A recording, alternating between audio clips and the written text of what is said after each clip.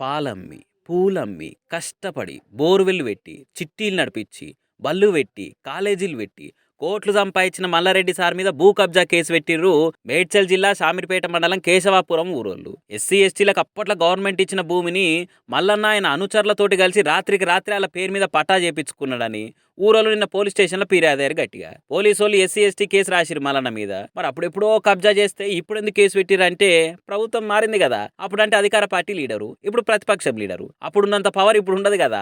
అందుకే మల్లన్నని ఇప్పుడు ఇట్లా కష్టాలు చుట్టూ ముడుతున్నాయి. అయితే గిదేం పదే మల్లన్న అంటే అదంతా ఉత్తముచ్చట్లని కొట్టేస్తున్నాడు మల్లన్న. నాకు ఆ భూమికి సంబంధమే లేదు అని అంటున్నాడు. మరి సంబంధం లేని నీ పేరు ఎందుకు పెట్టిరే అంటే మల్లారెడ్డి అంటే నేను ఒక్కనే ఉన్నానా అని అంటున్నాడు. రిజిస్ట్రేషన్ లో కూడా తెలివిగా చామకూర మల్లారెడ్డి అనకుండా ఉత్త మల్లారెడ్డి అనే పేరుతోటే చేసిరట. ఆ లాజిక్ ప్రకారమే ఆ మల్లారెడ్డి నేను ఒకటి కాదు అని అంటున్నట్టున్నాడని చాలా మంది అనుకుంటున్నారు.